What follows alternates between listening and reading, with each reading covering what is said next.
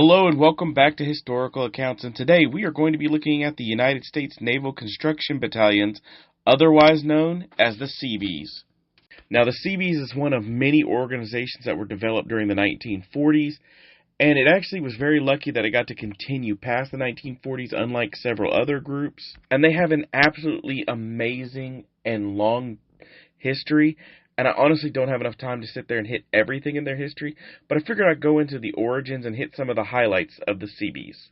Now, the origin of the Seabees actually goes back to the 1930s when the Bureau of Yards and Docks began providing plans for a group known as the Navy Construction Battalion as part of contingency plans for future war. And if you're curious why they were thinking the need for these Navy Construction Battalions, it basically came down to the idea that after World War I, the theory was that the next major conflict was going to involve massive naval battles. So the United States was already preparing for a future conflict that was going to take place at sea. These construction battalions became a crucial part of what was known as the Rainbow War Plans, which were basically a series of war plans depending on who we were going to go to war with in the future. However, the initial concept didn't work out. There were some issues with basically needing fleet officers to be in charge of civil engineering officers and who was actually going to be in charge, and it just didn't work out until this man, Admiral Ben Morrill, stepped in, and he basically standardized what was going to be the procedures for the Seabees. And it's because of him that we're actually going to see the standardization that's going to become part of the Seabees program, the need for trade people to actually be integrated into the military. We're going to see him initiate the construction of two massive dry docks in Pearl Harbor, and he's going to build construction projects at Midway and Wake Island. And this is all going to happen before the U.S.'s entrance into World War II. And with the support of Admiral Chester Nimitz, my personal favorite, we're going to see them start to radically change the Seabees to become a frontline force. You're going to start seeing things such as the Seabees being trained by the United States Marine Corps, meaning that while the Seabees are technically under the Navy as a construction unit, they are actually trained to be riflemen just like a Marine.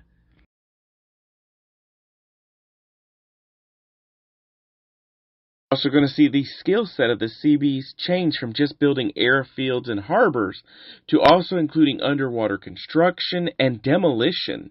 And by the time we get through World War II, the Seabees are actually going to also add skill sets such as fleet salvage, repair, and maintenance as needed. Now, historically, the first World War II operation that the Seabees carried out was known as Operation Bobcat, which was basically a plan to construct an oil depot, an airstrip, a seaplane base, and defensive fortifications on the island of Bora Bora in the South Pacific. And while the island never saw any combat during World War II, its fortifications remain to this day. After this, the Seabees continued with their ever hard-working methodology and usefulness in both the Atlantic and Pacific theaters of the war. It was the Seabees who expanded all bases along Puerto Rico, Cuba, the Panama Canal Zone. They even built a series of seaplane bases in non-combat areas just to provide support to long-range aircraft. It was the Seabees Naval Combat Demolition Units that were tasked with removing obstructions on the D-Day beaches.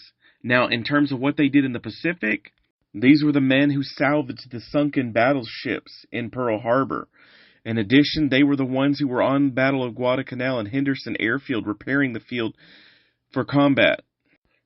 It was the Seabees that got the USS Enterprise back into action after its severe damage during the Eastern Solomons campaigns. Now, I'm a true believer that logistics win wars, and I truly do believe that during World War II, the Seabees were a crucial element in the United States' ability to succeed in both campaigns. Now, because of their tremendous success and their amazing abilities, the Seabees would actually continue past World War II, actually outlasting the Bureau of Yards and Docks, which was disbanded in 1966. Now, some of their post-World War II highlights, including the development of the bombing sites at Bikini Atoll. And if you're unfamiliar what this is or think I'm making a reference to the cartoon series SpongeBob, the Bikini Atoll was basically the main nuclear testing site after World War II for the United States.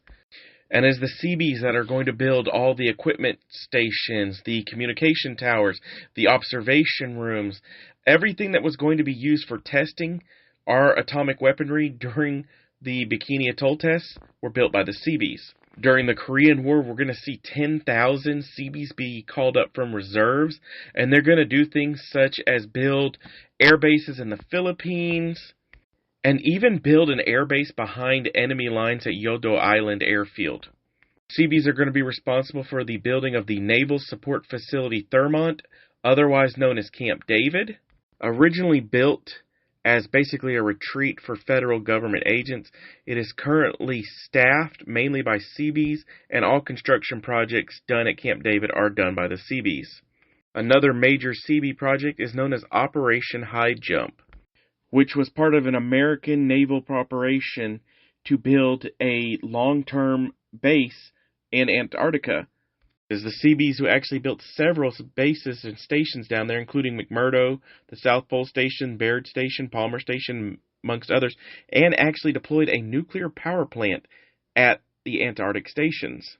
The Seabees even participated in the space race by building the Tektite habitat, which allowed for the development of long-term research for living in isolated conditions, basically to simulate living on the moon or Mars or something like that. And currently they're still working with NASA during their testing of the Orion spacecraft in water. Since 1964, the Seabees have actually been a part of the State Department and embassy security programs for the United States. Basically, in 1964, during the height of the Cold War, listening devices were found at the embassy in Moscow, and the Seabees were brought in basically to clean the embassy and discover any more bugs. From then on, the Seabees have had the responsibility of basically trying to remove bugs and any sort of listening devices or secret communication devices from U.S. embassies on behalf of the State Department. And to this day, they still maintain a role within the United States State Department and embassy security. Now, the role of the Seabees has not diminished in any way, shape, or form to this day. They played a major role in the War on Terror. One very notable one, they're the ones that took down all the statues of Saddam in Iraq, but they also play a major role in disaster relief. Since the 1990s, the Seabees have been deployed essentially to every major hurricane that has hit along the Gulf Coast and East Coast of the United States. They have also participated in the relief efforts in Haiti after the 2010 earthquake, have even participated in peacekeeping efforts such as Operation Joint Endeavor. But there you have it, an extremely quick look at the Seabees. Honestly, this is an amazing logistics and construction group that goes way beyond that. They do just about everything for the United States that you could possibly think of and have had their hands in so many different projects. So if you ever see the Seabees, don't think of them as some simple little construction unit. They are an absolutely vital part of the United States military and will continue to be so for years to come.